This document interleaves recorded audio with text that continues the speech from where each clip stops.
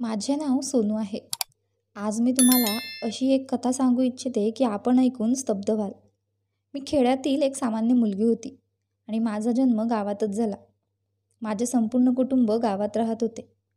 माझ्यासाठी मोठी इच्छा होती की आपणही शहरात जावे. परंतु केवळ मोठे लोक शहरात राहतात ज्यांच्याकडे पैसे आहेत.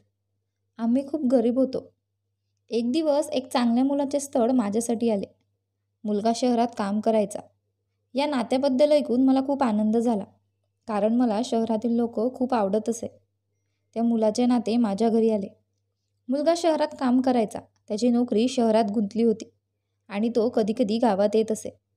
हे समजले की त्याच्या घरात त्याच्या मोठ्या भावाशिवाय कुणीही नाही. थोरल्या भावाच्या पत्नीचा मृत्यू फक्त 3 ते 4 महिन्यांपूर्वी झाला होता आणि तिच्यामुळे घरात खूप त्रास झाला होता. म्हणूनच मुलांना पाहिजे आहे की जर मुलगी गावातून तेथे आली तर घराचीही काळजी घेतली जाईल. हे लोक खूप घाई करीत होते आणि लग्न फिक्स झाल्यानंतर 2 महिन्यानंतरच माझे लग्न झाले. माझ्या वडिलांनाही हे नाते आवडले आणि मलाही हे नाते आवडले, कारण मुलगा शहरात काम करत असे. मी शिक्षित नव्हते, पण मला वाचन आणि लेखनाची आवड होती. मी लग्न करावे अशी माझी इच्छा होती. कदाचित मला माझ्या पतीकडून काहीतरी शिकायला मिळेल. जेव्हा मी लग्न केले आणि मी माझ्या नवऱ्याला पाहिले, मी खूप आनंदी होते. असे वाटत होते की माझे भाग्य उघडले आहे. माझा नवरा खूप चांगला होता, खूप सुंदरही होता, पण मीही वाईट नव्हते. लोकांना मी आवडत असे. लोक म्हणायचे की तू शहराच्या मुलींसारखी दिसत आहेस, आणि मी कधीकधी माझा हुलिया बनवीत असे. मी शहरातील मुलींसारखे फिटिंगचे कपडे घालायचे, ज्या मुद्द्यावर माझी आई मला खूप शिव्या द्यायची, कारण नवरा आणि दिराला खूप आवडायचे. आमच्या लग्नाची ती पहिली रात्र होती. नवरा म्हणाला की तुला या घरात माझ्या भावाची जास्तीत जास्त काळजी घ्यावी लागेल. मी शहरात राहतो, म्हणूनच त्यांची सर्व कामे तुला येथे राहून करावी लागतील. या घरात राहताना त्यांना कोणतीही अडचण येऊ नये. वहिनी हयात असताना ती घरातील सर्व कामे करायची आणि तिच्या मृत्यूनंतर भाऊ आजारी पडला आणि त्याच्याकडून कोणतेही काम होत नव्हते. त्यामुळे माझी पत्नीही त्यांची काळजी घेईल, म्हणून मी लग्न करावे असे आम्हाला वाटले आणि हे घरही सांभाळेल. मी माझ्या नवऱ्याची प्रत्येक गोष्ट स्वीकारली होती. शेवटी हे माझे सासरचे घर होते, त्यामुळे घरातील सर्व कामे मलाच करावी लागली. माझे लग्न होऊन 2 महिने झाले होते आणि माझा नवरा दर महिन्याला 2-3 दिवस घरी यायचा. माझे पती माझ्या लग्नाच्या 2 आठवड्यांनंतर शहरात गेले. घरची सगळी कामं मी करायचे आणि भावाची सगळी कामंही मीच करायचे. माझा नवरा माझ्याशी रोज फोनवर बोलायचा. एके दिवशी माझे पती गावी आले असता त्यांनी सांगितले की तू खूप घरची कामे करतेस, तुला कंटाळा आला असेल. गावातील एखाद्या गरीब मुलीला घरातील कामासाठी का ठेवू नये असा त्यांनी विचार केला. तिची मदतही मिळेल आणि तुला साथही मिळेल. माझ्या पतीच्या या विधानाने मला खूप आनंद झाला. मी हे मान्य केले, कारण त्याला माझी खूप काळजी होती. माझ्या पतीने घरात मोलकरीण ठेवली होती. ती एक तरुण मुलगी होती. तिचे नाव अंजू होते. आता आम्ही तिघेच घरात राहू लागलो. माझ्याशिवाय माझ्या घरात एक दीर आणि माझ्याच वयाची ती मोलकरीण राहत होती. काही काळ घरी राहिल्यानंतर माझे पती पुन्हा शहरात गेले. पूर्वी मला घरी खूप एकटं वाटायचं, पण आता अंजू घरात आल्यापासून मला बरं वाटू लागलं. आता माझ्या पतीला जाऊन 15 दिवस उलटून गेले होते, पण गेल्या 10 दिवसांपासून मी रात्री झोपते तेव्हा माझ्या पायावर काळ्या शाईच्या खुणा उमटत होत्या. या खुणा फारच विचित्र होत्या. मी 10 दिवस सतत हे खूण पाहत होते. ते कोण होते जे रात्रीच्या वेळी माझ्या पायावर या खुणा लावायचे, आणि मी अंघोळ केली तरी माझ्या पायावरून त्या खुणा निघून जायच्या. या खुणा पहिल्यांदा पाहिल्यावर वाटलं कुठून तरी आल्या असतील, पण आता या खुणा माझ्या पायावर रोज दिसू लागले. आता मला कोणीतरी व्यक्ती वाटू लागली होती, पण मला कुणावर शंका आली तरी माझ्याशिवाय माझ्या घरात फक्त 2च माणसे होती. पण मी याकडे फारसं लक्ष दिले नाही आणि त्याकडे दुर्लक्ष करण्याचा प्रयत्न केला. पायावर काळे डाग असणे ही काही मोठी गोष्ट नाही. कदाचित मी अनवाणी फिरत असेल. एके दिवशी माझा नवरा मला फोनवर सांगू लागला की तो मला लवकरच बोलवायचा विचार करतोय. माझ्या नवऱ्याचे हे बोलणे ऐकून मला वाईट वाटले. उलट माझ्या पतीने माझ्यासाठी इतके केले याचा मला आनंद व्हायला हवा होता. मी घरात एक मोलकरीण देखील ठेवली होती, जी माझी सेवा करण्यासाठी रात्रंदिवस घरी राहायची, आणि घरी असलेल्या माझ्या नवऱ्याच्या भावाची काळजी कोण घेणार? जगातील लोकांनी पाहिले तर ते म्हणतील मोठ्या भावाला व्यतिरिक्त लहान भाऊ शहरात राहतो आणि आता त्याने पत्नीलाही बोलवून घेतले आहे. जेव्हा मी माझ्या पतीला या सर्व गोष्टी सांगितल्या तेव्हा ते म्हणाले की तू बरोबर आहेस. तू खूप हुशार आहेस. तुझ्यासारखी बायको मिळाल्याने मला खूप आनंद झाला आहे. माझ्या पतीकडून हे ऐकून मला आनंद झाला. पण मला शहरात जायचे होते आणि ही इच्छा मी मनात दाबून ठेवली होती. अंजू आमच्या घरातील सर्व कामे करायची आणि रात्री ती माझ्यासोबत माझ्या खोलीत झोपायची. पूर्वी माझा दीर बहुतेक वेळ त्यांच्या खोलीत किंवा हॉलमध्ये टीव्ही पाहण्यात घालवायचा. पण तेही न्याहारी किंवा जेवणाची गरज असतानाच सभागृहात यायचे. माझे दीर एक अतिशय वेगळ्या प्रकारची व्यक्ती होती. जेवायला आधी हात धुवायचे, तेव्हा 15 मिनिटे हात धुत राहायचे. मग पुन्हा पुन्हा हाताचा वास येत राहिला आणि म्हणाला की हात नीट धुतले आहेत की नाही. तो विचित्र गोष्टी बोलायचा. माझ्याशी जास्त बोलायचा नाही. काही काम असेल तरच बोलायचा, नाही तर बोलायचा नाही. मी दिवसभर त्या मोलकरीण अंजूकडून घरातील सर्व कामे करून घ्यायचे आणि तिच्याशी बोलत राहायचे. पहिले 2 महिने असेच गेले. माझा नवरा रोहन मला दर दुसऱ्या किंवा तिसऱ्या दिवशी फोन करायचा. प्रत्येक वेळी मी त्याला स्वतःबद्दल विचारायचे आणि म्हणायचे की तू पण घरी ये. मला तुझ्याशिवाय घरी राहावंसं वाटत नाही. तो मला सांत्वन द्यायचा की मी लवकरच घरी परतेन. मी जेव्हा जेव्हा मोलकरीणला माझ्या दीराची खोली साफ करायला सांगायचे तेव्हा ती नकार द्यायची. ती म्हणायची की वहिनी, तुम्ही पण माझ्यासोबत दादांच्या रूमवर या. मला दादांची भीती वाटते. तो मला त्याच्या खोलीत पुन्हा पुन्हा झाडायला सांगतो आणि कधीकधी मी बेडशीटही बदलते. तुम्ही कोणतेही काम नीट करत नाही असे म्हणतात. तुला स्वच्छ कसे करावे हे माहीत नाही. मी मोलकरणीचे बोलणे ऐकून हसू लागले आणि म्हणाले की ती वेगळ्या प्रकारची व्यक्ती आहे. तो त्यांच्यासाठी आपल्यापेक्षा महत्त्वाचा आहे. बायकोच्या निधनानंतर कदाचित तो असा झाला असेल. म्हणून ती म्हणाली, नाही वहिनी, मला तो माणूस मॅड वाटतो. त्याचे डोळे चांगले नाहीत. वहिनी, तुला माहीत आहे, काल ते मला म्हणू लागले की माझ्या रूममध्ये खूप गरमी आहे, मी अंघोळ करणार आहे.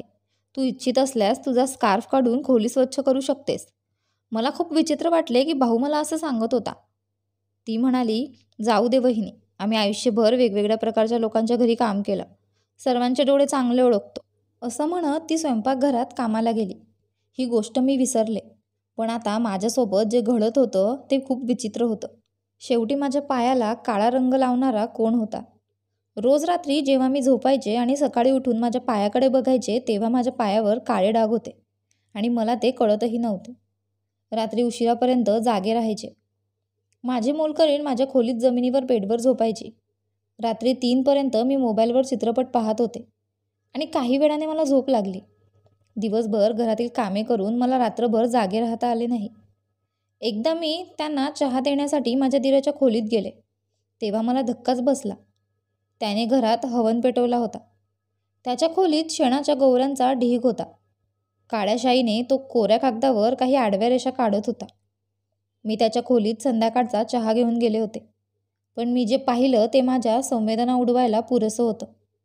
त्याची नजर माझ्यावर पडताच तो एकदम घाबरला आणि मग माझ्याकडे बघून तो रागाने म्हणू लागला, न विचारता माझ्या रूमवर काय येतेस? विना परवानगी कोणाच्या खोलीत प्रवेश करू नये असं तुला कोणी शिकवलं नाही का? पहिल्यांदा तो माझ्याशी अशा पद्धतीने बोलला. माझा रंग फिकट झाला होता. मी मागे वळून सरळ माझ्या खोलीत आले आणि चहा त्याच्या खोलीतल्या टेबलावर ठेवला. माझे हृदय वेगाने धडधडत होते. माझ्या छातीतून हृदय बाहेर पडल्यासारखं वाटत होतं. मला माझ्या पायावरच्या शाईच्या खुणा आठवत होत्या. म्हणजे माझ्या पायावरच्या त्या खुणा माझ्या दिराने तर केल्या नाहीत ना? हा विचार मनात येताच माझे शरीर थरथरू लागले. ही एक विचित्र गोष्ट होती. आधी मी मनातल्या मनात नाकारत होते की माझा दीर माझ्या सासऱ्यांसारखा आहे. तो माझ्या पतीपेक्षा खूप मोठा आहे. मी त्यांच्याबद्दल असा विचार कसा करू शकते? पण खरी गोष्ट अशी होती की माझ्या पायांवर ज्या रंगाच्या खुणा होत्या त्याच रंगाच्या शाईने माझा दीर कागदावर काही रेषा काढत होता. एकदा मी माझ्या खोलीतून बाहेर आले आणि स्वयंपाकघरात गेले तर माझा दीर मोलकरणीच्या मागे उभा होता. ती गॅसवर काळजीपूर्वक डाळ शिजवत होती. तो तिच्या इतक्या जवळ आला होता की त्याच्यात कदाचित 1 इंच अंतर असावे. हे मला खूप विचित्र वाटलं आणि मोलकरणीलाही कळलं की तो तिच्या मागे उभा आहे. याचा अर्थ त्या दिवशी मोलकरीण बरोबर होती की माझ्या दिराची दृष्टी आणि हेतू चांगले नाहीत. मी किचनमध्ये गेले आणि माझ्या दिराला म्हणाले, दादा, तुम्ही इथे काय करताय? कारण आजच्या आधी मी त्याला किचनमध्ये पाहिले नव्हते. माझा आवाज ऐकून तो प्रचंड घाबरला. मला किचनमध्ये पाहून त्याला धक्काच बसला. माझ्या आवाजाने अंजूनेही खाणे बंद केले आणि माझ्याकडे पाहू लागली. माझ्या दीराच्या किचनमध्ये आल्याचे तिला कळत नव्हते आणि दीरही विचित्र नजरेने आम्हा दोघांकडे बघत होता. मी अंजूकडे दुर्लक्ष केले आणि तिने दीराला किचनमध्ये येण्याचे कारण विचारायला सुरुवात केली. या मोलकरणला कामावरून काढून टाकायचे आहे असे तो सांगू लागला. मी खूप दिवसांपासून पाहत आलो आहे की ती घरची कामे खूप घाणेरडी करते. आत अजिबात स्वच्छता नाही. ती नुकतीच झाडून परत आली आहे आणि हात न धुता अन्न शिजवत आहे. तिचे हात घाण आहेत. की अंजूला थोडा त्रास झाला. ती म्हणू लागली, साहेब खोटं का बोलताय? मी स्वयंपाकघरात येण्यापूर्वी हात धुतले आहेत आणि त्यानंतरच मी स्वयंपाक करायला सुरुवात केली आहे. माझ्या दीराने त्या मोलकरणीशी वाद घालण्यास सुरुवात केली होती. ती खोटं बोलते असं सांगू लागला. मला पैशांची किंमत नाही म्हणून मी तुला पगार देतो का? आणि तू घाणेरड्या हातांनी घरी अन्न शिजवत आहेस. तुझ्या घाणेरड्या हातांनी बनवलेले अन्न आम्हाला खायला घालून तू आम्हाला आजारी पाडू इच्छित आहेस. हे मी आज माझ्या डोळ्यांनी पाहिले. हे चांगले झाले. नाहीतर आम्हाला माहीतही नाही की तू किती दिवसांपासून आम्हाला तुझ्या घाणेरड्या हातांनी बनवलेले अन्न खाऊ घालतेस. किचनमध्ये उभं राहून मोलकरीण अंजूसोबत तो वाद घालत होता. मी त्याला खूप समजवण्याचा प्रयत्न केला आणि किचनमधून निघायला सांगितले. मी स्वतः मोलकरणीशी बोलेल, पण तो माझ्यावर रागावू लागला आणि म्हणाला की हा तुझ्या निष्काळजीपणाचा परिणाम आहे. नाहीतर मी या मोलकरणीला 2 दिवसात सरळ करेल. माझा भाऊ कसा तरी परदेशात आपला उदरनिर्वाह चालवतो आणि घरी पैसे पाठवतो आणि ही मुलगी आपल्या घाणेरड्या हातांनी आम्हाला जेवण देते. आजपासून माझ्यासाठी स्वयंपाक करशील तर याद राख, मी या मुलीने शिजवलेले अन्न खाणार नाही. मी तिला स्वयंपाक करताना पाहिलं तर मी तिला घराबाहेर हकलून देईल. असं रागाने बोलून तो स्वयंपाकघरातून निघून गेला. अंजू रडायला लागली. ती म्हणाली की मला इथे काम करायचे नाही. आम्ही आमची इज्जत विकली नाही. दादांनी मला खूप गोष्टी सुनावल्या. दादांचे लक्षण मला अगोदरच आवडत नाही, पण मी इथे फक्त पैशांसाठी काम करत आहे. ती खूप रडत होती, पण त्यावेळी ती तिचं काम सोडायला तयार होती. मी तिला मिठी मारून शांत केले, कारण मला या घरात दीरासोबत एकटे राहायचे नव्हते. आजपर्यंत मी या समस्येतून बाहेर पडू शकले नाही की माझ्या पायावर काळे डाग कुठून येतात आणि मग मोलकरीण असूनही ते माझ्या खोलीत कसे येतील. मी अंजूला सांगितले की जेवणाला हात लावू नकोस, मी जेवण बनवून देईल, म्हणजे तू दुसरे काही काम बघशील, पण हे घरचे कामं सोडू नकोस. मोठ्या कष्टाने मी मोलकरणीला समजावले आणि तिला स्वयंपाकघरातून बाहेर काढले. तेव्हा हॉलमध्ये माझा दीर माझ्या पतीशी फोनवर वाद घालत होता की मोलकरणीने घर सोडावे, अन्यथा मी स्वतः तिला हकलून देईल. तेव्हा मी ठरवले होते की जर माझ्या दीराने अंजूला घराबाहेर काढले तर मी माझ्या नवऱ्याला स्पष्ट सांगेन की जर मोलकरीण घरात राहिली नाही तर मीही माझ्या दीरासोबत या घरात एकटी राहणार नाही. अंजूने बनवलेल्या जेवणात भावाला काही अडचण असेल तर मी जेवण तयार करेन. माझ्या पतीने मोठ्या कष्टाने हे दीराला कसे समजावून सांगितले ते मला माहीत नाही, कारण आता माझा दीर अनेकदा माझ्या पतीशी अंजूबद्दल फोनवर बोलत नव्हता. मी स्वतः स्वयंपाकघरात उभी राहून स्वयंपाक करायला लागायचे आणि माझ्या दीरासमोर स्वतःच्या हाताने जेवण द्यायचे. आता मी थोडा वेळ आराम करायला माझ्या खोलीत जात होते. अचानक तो मला सांगायला लागला की आजपासून मी माझ्या खोलीत मोलकरीण आणू नये. आज नंतर तू माझी सर्व कामे करशील आणि माझी खोली पण साफ करशील. हे ऐकून मी होकारार्थी मान हलवली आणि म्हणाले की ठीक आहे दादा, तुमची सर्व कामे मी स्वतः करेल. पण मला त्याच्या खोलीत बोलावण्यामागे त्याचा हेतू काय होता हे मला कसे कळेल. दुसऱ्या दिवशी मी माझ्या दीराच्या खोलीत त्यांची खोली साफ करायला गेले. आधी मी त्यांचा दरवाजा वाजवला, जेणेकरून मी त्यांची खोली साफ करू शकेल आणि तो खोलीच्या बाहेर जाऊ शकेल. मी पाहिले की काळ्या शाईत बोट बुडवून दुसऱ्या पांढऱ्या पुन्हा कागदावर रेषा काढत होता. मला पाहून त्याने पटकन ते सगळे पेपर कपाटात ठेवले आणि सरळ बसला. मी म्हणाले, दादा तुम्ही खोलीच्या बाहेर जा, मी तुमची खोली स्वच्छ करते. म्हणून ते हो म्हणायला लागले. मी त्यांच्या पलंगाची चादर बदलली आणि खोली साफ करण्यास सुरुवात केली, पण तो खोलीच्या बाहेर गेला नाही. चिंताग्रस्तपणामुळे आणि घाम देखील येत असल्यामुळे माझे हातपाय वाईट रीतीने थरथर कापत होते. मी माझ्या चेहऱ्यावरचा घाम वारंवार स्कार्फने साफ करीत होते आणि खोली देखील साफ करत होते. माझा धीर खुर्चीवर बसला. काही काळानंतर तो खुर्चीवरून उठला आणि माझ्याजवळ आला आणि माझ्या समोर उभा राहिला, म्हणून मलाही उभे राहावे लागले. तो मला सांगू लागला की इथे इतकी गरमी होत आहे, तू तुझा स्कार्फ काढ आणि खोली साफ कर. मी बाथरूममध्ये अंघोळीला जात आहे, खोलीत कोणीही नाही. हे ऐकून माझं डोकं उठलं. मला ही विचित्र गोष्ट वाटली. मी म्हणाले, नाही दादा, मला फक्त माझा स्कार्फ घालून काम करण्याची सवय आहे. आता मी म्हणत होते की त्याने त्याच्या खिशातून एक रुमाल बाहेर काढला आणि माझ्या चेहऱ्यावरून घाम पुसू लागला. मी माघार घेतली. तो सुद्धा घाबरून गेला होता. ताबडतोब तो त्याच्या खोलीतून बाथरूममध्ये अंघोळ करण्यासाठी गेला आणि माझे हात व पाय वाईट रीतीने थरथर कापत होते. तथापि तो माझ्यासमोर काय करत होता? माझ्या धीराच्या या कृत्याची मला खूप भीती वाटली. मला असे वाटले की त्याने माझ्यावरही गलिच्छ डोळा ठेवण्यास सुरुवात केली आहे. मी आता माझ्या धीराच्या व्यक्तिरेखेवर शंका घेत होते. मी त्याची खोली पटकन वरच्या बाजूने साफ केली. दिवसभर मी याचा विचार करून अस्वस्थ होते. रात्री जेव्हा मी मोलकरणीबरोबर माझ्या खोलीत आले तेव्हा ती जमिनीवर पलंगावर झोपत होती. मी तिला अंजूला जवळ येण्यास सांगितले. माझ्याजवळ बस. ती माझ्याजवळ बसली आणि माझ्याकडे पाहत होती. मी तिला म्हणाले, माझे ऐक. मी विचार करत होते हे अंजूला सांगणे योग्य ठरेल की नाही. मी तिला हाक मारल्यावर ती गरीब मुलगी तिचा बिछाना सोडून माझ्याजवळ येऊन बसली. आता मला तिला काहीतरी सांगायचे होते. मग मी तिला म्हणाले की तू माझ्या धीराबद्दल जे काही बोलतेस मला पण त्या सर्व गोष्टी खऱ्या वाटू लागल्या आहेत. पण मी पण तिला म्हणाले की माझ्या पायावर रोज काळ्या शाईचे डाग येतात. तर ती हे ऐकून चकित झाली आणि माझ्याकडे डोळे मोठे करून पाहू लागली आणि म्हणाली की वहिनी, मला तुमच्या धीराबद्दल आधीच शंका आहे. मला वाटते की ते तुमच्यावरही काहीतरी चुकीचे काम करत आहेत. मी तिला विचारले की तुला काय चुकीचे म्हणायचे आहे? तर ती म्हणाली की वहिनी, मला जादूटोण्यासारखं वाटत आहे. तुझा धीर तुझ्यावर जादूटोणा करत आहे. आमच्या गावातही एका धीराने चुकी करून आपल्या धाकट्या भावाच्या बायकोशी लग्न केले होते. त्याने काळ्या जादूटोण्याद्वारे आपल्या भावाच्या पत्नीवर नियंत्रण ठेवले होते आणि त्या महिलेचा नवराही बाहेर राहत होता. मोलकर्णीने जे सांगितले ते ऐकून मला धक्काच बसला. मोलकर्णीने सांगितले की पूर्वी साहेब नेहमी माझ्यावर नजर ठेवत, पण आता त्यांची नजर तुझ्यावर आहे हे मला दिसू लागले आहे. ते तुझ्याकडे टक लावून बघत राहतात आणि कदाचित म्हणून दादा मला या घरातून बाहेर काढण्याचा प्रयत्न करत आहेत, जेणेकरून मी गेल्यानंतर ते तुमच्यावर सहज नजर ठेवू शकतील. म्हणूनच ते माझ्या प्रत्येक कामात विनाकारण दोष शोधत राहतात. मोलकर्णीकडून या सर्व गोष्टी ऐकल्यानंतर माझ्या धीरावर विश्वास बसत नव्हता की त्याचा हेतू इतका घाणेरडा होता. ती आपल्या भावाची बायको आहे असे त्याला वाटलेही नव्हते. शेवटी हे कसे करू शकतात? तू मला आणखीनच घाबरवलंस. आता मी माझ्या खोलीला कुलूप लावून झोपू लागले होते आणि आता माझ्या पायावर कोणतेही चिन्ह नव्हते. यावरून मला अंदाज आला होता की माझ्या धीरानेच माझ्या पायावर शाईची चिन्हे लावली होती. आता मला खात्री झाली होती, कारण मी दार आतून लॉक करून झोपू लागले होते आणि जर दार लावले असेल तर मध्यरात्री माझा धीर माझ्या खोलीत येऊ शकणार नाही. माझा धीर माझ्याकडे बघू लागला, पण मी त्याच्याकडे लक्ष दिले नाही. काही दिवसांनी माझ्या धीराने मला ओरडायला सुरुवात केली. तो मला विनाकारण शिव्या देत होता.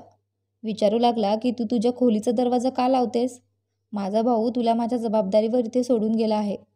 इतकंच काय, माझा या मोलकर्णीवर अजिबात विश्वास नाही. म्हणूनच मी स्वतः रात्री पुन्हा पुन्हा येतो आणि तुझ्या खोलीत डोकावत राहतो की ती काही मौल्यवान वस्तू चोरून पडून जाते.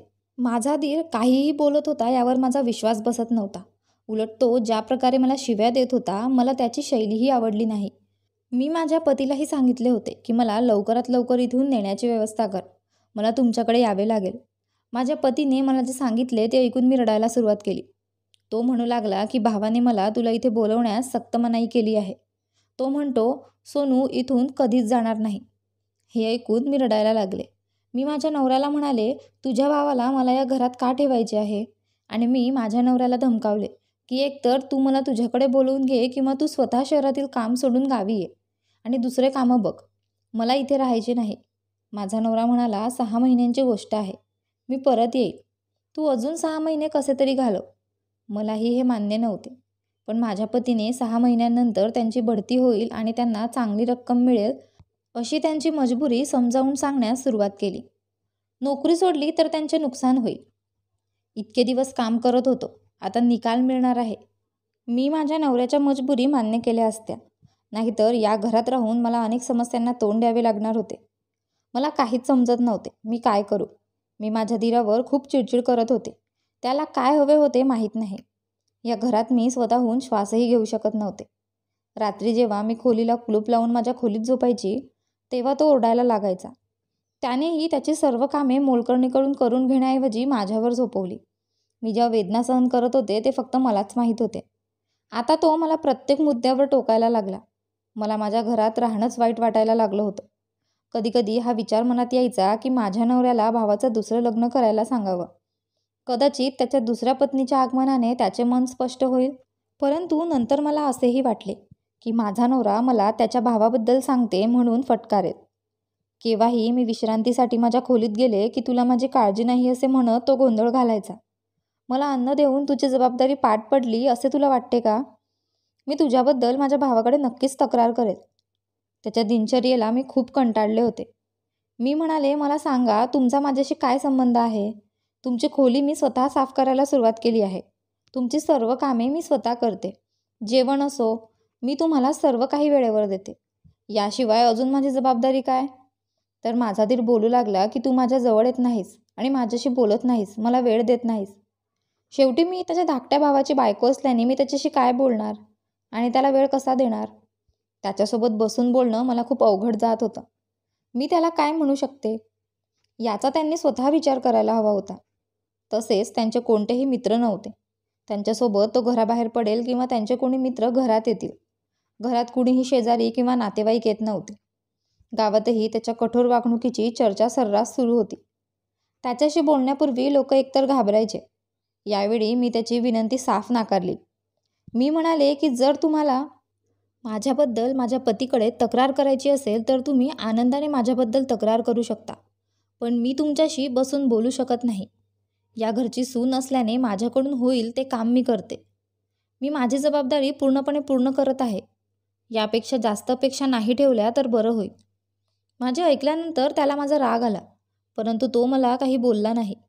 तो त्याच्या खोलीत परत गेला आणि खोलीचा दरवाजा आतून लॉक केला.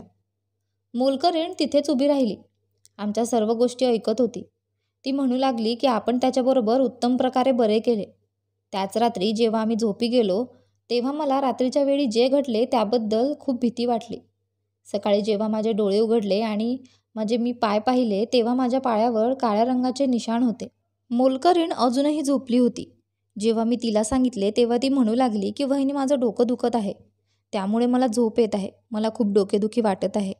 रात्रीसुद्धा मी दादांनी दिलेली गोळी घेऊन झोपले. ते म्हणाले, ही गोळी घे, तुझी डोकेदुखी बरी होईल. पण मला माहीत नाही, ती गोळी घेतच मला खूप लवकर झोप येऊ लागली आणि माझे भानही गेले. मोलकर्णीचे म्हणणे ऐकून मी रडायला लागले. तिने गोळी खाल्ली होती, पण मी असे काही सेवन केले नव्हते. मग मला का आठवत नाही? माझ्या पायावर या खुणा का आहेत? आता मी निश्चय केला होता की मी गप्प बसणार नाही. आता मला माझ्या धीराचे सत्य उघड करायचे होते.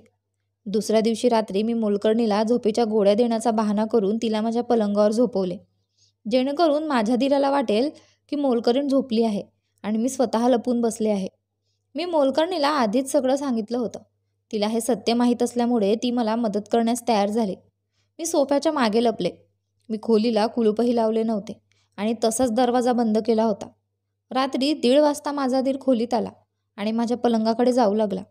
मी गुपचूप त्याच्याकडे पाहत होते. कदाचित त्याला वाटले की मी बेडवर झोपले आहे, पण मोलकरीण बेडवर झोपली होती आणि मी गुपचूप त्याच्याकडे पाहत होते हे त्याला माहीत नव्हते. तो बसायला गेला तोच मी अचानक लाईट लावली. माझा दीर दचकला. मला त्याच्या मागे पाहून तो आश्चर्यचकित झाला. पण तेवढ्यात अचानक 3 माणसे तोंडावर मास्क घालून खोलीत आली. त्यांनी माझ्या आणि माझ्या दीराचे हात बांधायला सुरुवात केली. त्यांनी आमचे दोन्ही हात दोरीने बांधून तोंडाला रुमाल बांधायला सुरुवात केली. आम्ही दोघेही हात मोकळे करण्याचा खूप प्रयत्न करत होतो, पण अपयशी ठरलो. हे लोक कोण होते माहीत नाही. आम्ही त्यांना ओळखतही नव्हतो आणि ते माझ्या खोलीत काय करत होते. माझ्या डोळ्यातून असहाय्यतेचे अश्रू येत होते. त्या माणसांनी मला एका खुर्चीवर आणि माझ्या दीराला दुसऱ्या खुर्चीवर बसवले होते. माझ्या दीरालाही दोरीने बांधले होते. समोर 3 जण उभे होते आणि माझ्या कपाटातील सर्व दागिने आणि पैसे काढत होते. ती मोलकरीणही इतर लोकांसोबत उभी होती. हा सारा खेळ तिनेच रचला होता. ती मोलकरीण सोबत होती आणि म्हणत होती की या घरातून आपण खूप आधी हात साफ करून घेतले असते. तिला फक्त माझा विश्वास जिंकायचा होता. तिने सांगितले की ती जाणीवपूर्वक माझ्या धीराच्या विरोधात माझ्या मनात शंका निर्माण करत होती. ती माझ्या पायावर काळ्या शाईच्या खुणासुद्धा लावत होती. म्हणजे मला असे वाटायचे की जणू काही माझा धीर माझ्यावर जादूटोणा करत आहे आणि दुसरीकडे ती माझ्या धीराला माझ्या विरुद्ध भडकवायची. ती त्याला सांगायची की तुझ्या भावाची बायको अजिबात चांगली नाही. ती तुला वेळ द्यायला तयार नाही. तिला तुमची सेवा करायची नाही. तुझा तिला या घरात त्रास होत आहे, म्हणूनच ती तुमच्याशी बोलतही नाही. कारण माझ्या धीराला माहीत होते की ती एक अबोल व्यक्ती आहे आणि म्हणूनच ती मोलकरीण मुद्दाम झाडूच्या हातांनी जेवण बनवायची, ज्यामुळे आम्हा दोघांमध्ये भांडण होईल आणि ती इथून तिची कामं करून शांतपणे निघून जाईल. त्या रात्री जेव्हा मी तिला माझा प्लॅन सांगितला तेव्हा तिने तिच्या टोळीतील 3 जणांना बोलावले. तिने झोपेचे कोणतेही औषध घेतले नव्हते. तिला, मला आणि माझ्या दीराला एका खोलीत बोलवायचे होते आणि तिने माझ्या दीराच्या विरुद्ध सर्व गोष्टी सांगितल्या. ते सर्व खोटे होते आणि रात्री तिने माझ्या दीराला सांगितले की तुझ्या भावाच्या बायकोला मला तिच्या जागेवर झोपवायचे आहे आणि रात्री कोणाला तरी भेटायचे आहे.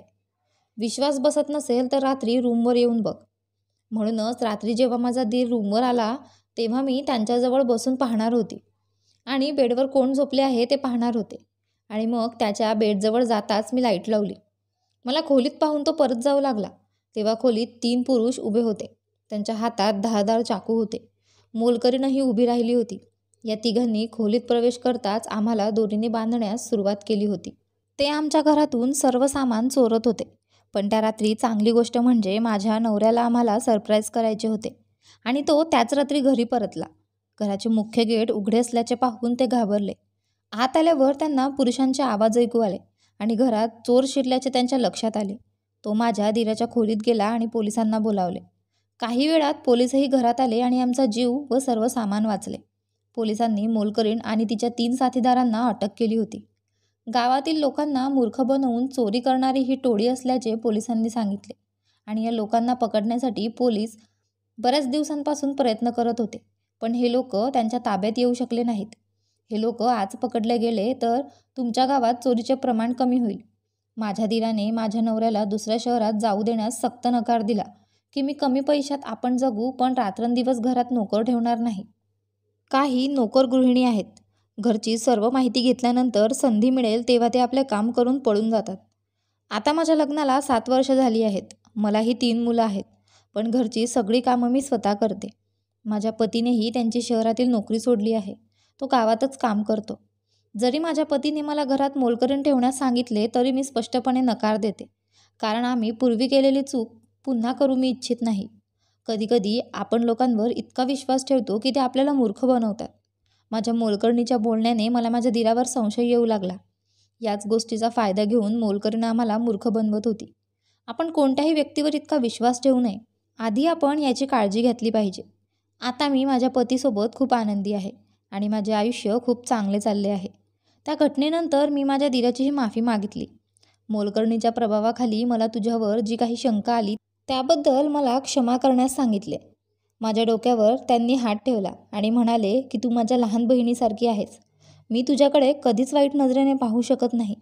मी फक्त त्या मोलकरणीमुळे तुझ्यावर लक्ष ठेवू लागलो. माझ्या पतीने गावातच व्यवसाय सुरू केला आहे आणि गावातील अनेक लोक आणि माझे दीरही त्यांच्यासोबत काम करतात. मित्रांनो, मला आशा आहे की तुम्हाला आमची कथा आवडली असेल. जर तुम्हाला कथा आवडली असेल तर व्हिडिओला लाईक करा आणि चॅनलवर नवीन असाल तर चॅनलला सबस्क्राईब करा. आणि हो, नोटिफिकेशन बटन दाबा जेणेकरून तुम्हाला पुढील अपडेट्स आधी मिळतील. धन्यवाद. पुन्हा भेटू अशाच एका कथेत.